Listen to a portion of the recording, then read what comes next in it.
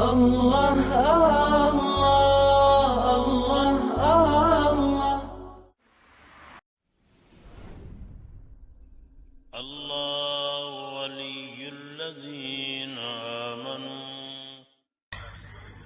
نبی علیہ الصلوۃ والسلام نے مسلمان کی ڈیفینیشن کی، تفصیل بتائی کہ مسلمان کون ہوتا ہے.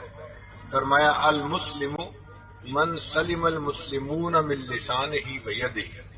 مسلمان وہ ہوتا ہے کہ جس کی زبان سے اور جس کے ہاتھوں سے دوسرے مسلمان سلامتی میں ہوں، ان کی جان، ان کا مال، ان کی عزت آبرو، ہر چیز سلامتی میں ہو، تو ایسا بندہ مسلمان ہوتا ہے.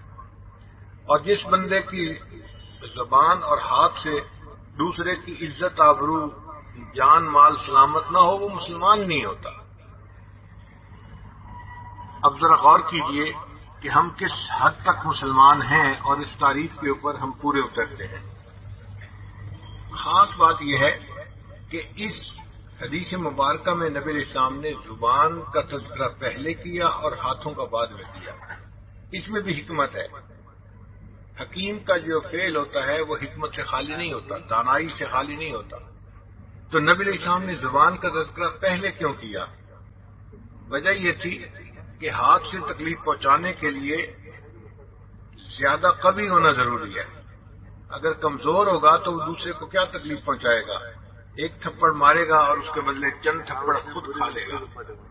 لیکن زبان سے تکلیف پہنچانے کے لیے قوی ہونا ضروری نہیں ہے.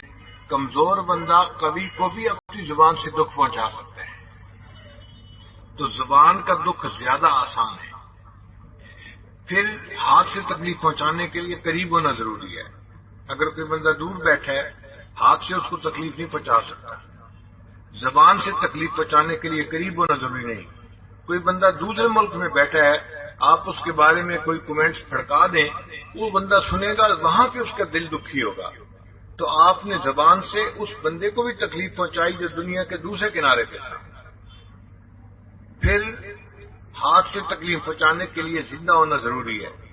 جو فوت ہو چکے ان کو ہاتھ سے تکلیف نہیں پہنچا سکتے، مگر زبان سے تکلیف ان کو بھی پہنچا سکتے ہیں. جو لوگ دنیا سے چلے گئے، اگر ان کے بارے میں کوئی نامناسب بات کرے گا تو ان کی روحوں کو تکلیف پہنچے گی. اس کا مطلب یہ کہ زبان سے تکلیف پہنچانا زیادہ اہم ہے. نبی علیہ السلام نے اس کا تذکرہ پہلے فرما دیا. مسلم شریف کی روایت ہے، تکف شرک عن الناس، تم انسانوں کو اپنے شر سے بچاؤ. شر تو ہے ہی صحیح تمہارے اندر، مگر اگر شر پہنچانے کا ارادہ بھی ہو تو اس کو روکو. مثلا محفل میں بیٹھے ہیں، دل چاہ رہے فلاں کا مذاق اڑائیں، شریعت کہتی ہے تم اس جذبے کو روکو، اس ٹیمپٹیشن کو کنٹرول کرو. تم ایسا مت کرو. غصہ آ رہا ہے، اپنے غصے کو کنٹرول کرو تاکہ دوسرے کو تکلیف نہ پہنچے. تو شر تو ہے تمہارے اندر، لیکن دبا رہے گا تو نقصان نہیں دے گا، نکل آئے گا تو دوسروں کے لیے ایذا کا سبب بنے گا. اس لیے دوسرے بندے کو اپنی تکلیف سے بچانا، اس پر اس بندے کو صدقے کا ثواب ملتا ہے، صدقہ کرنے کا ثواب ملتا ہے. بیماریوں میں سب سے بری دل کی بیماری، بیماریوں میں سب سے بری دل کی بیماری، اور دل کی بیماریوں میں سب سے بری دل آزاری ہوتی ہے. بندہ دوسرے کے دل کو دکھ پہنچائے، دوسرے کے دل کو تکلیف پہنچائے. اور آج کے مسلمان معاشرے میں دل آزاری کا گناہ بہت عام ہو گیا ہے. ہم اپنی زبان اس طرح چلاتے ہیں کہ اتنا تیز کینچی بھی نہیں چلتی، تلوار بھی نہیں چلتی، جتنا تیز ہماری زبان چل رہی ہوتی ہے اور دوسرے بندے کو تکلیف پہنچا رہی ہوتی ہے. اللہ رب العزت قرآن مجید میں فرماتے ہیں، ویل لکل ہمزۃ لمزہ، ویل ہے، بربادی ہے ہر اس بندے کے لیے جو عیب جو ہو اور عیب گو ہو. عیب جو کہتے ہیں دوسروں کے عیب تلاش کرنے والا.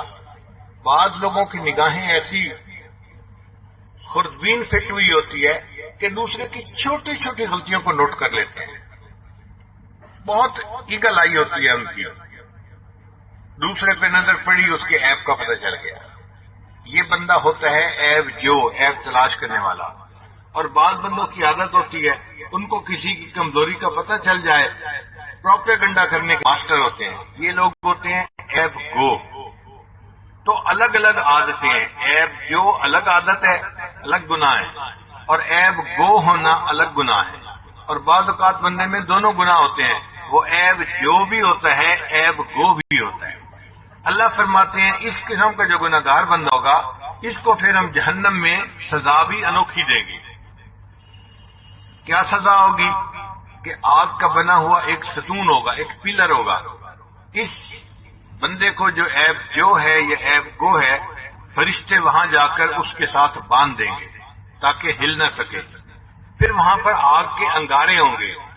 نار اللہ الموقدہ التی تطلع علی الافئدہ. وہ آگ کے انگارے اٹھیں گے اور اس بندے کے دل کے اوپر آ کر لگیں گے. جیسے لیزر گائیڈڈ راکٹ ہوتا ہے نا کہ اڑتا ہے اور اپنے ٹارگٹ پہ جا کے لگتا ہے. ان انگاروں کے اندر بھی اللہ نے میموری فٹ کی ہوگی. یہ اٹھیں گے اور اس بندے کے دل کو اپنے ٹارگٹ بنائیں گے.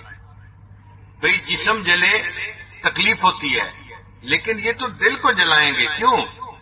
میرے بندے تم دنیا میں دوسروں کے دل دکھایا کرتے تھے، آج اس کے جواب میں ہم تمہیں بھی ایسی سزا دیں گے کہ تمہارا دل جلے گا اور دکھے گا. آپ سوچئے یہ کتنی بڑی سزا ہے جو بندے کو جہنم کے اندر دی جائے گی. لا الہ الا اللہ لا الہ الا اللہ لا الہ الا اللہ لا الہ الا اللہ لا الہ الا اللہ لا الہ الا اللہ لا الہ الا اللہ لا الہ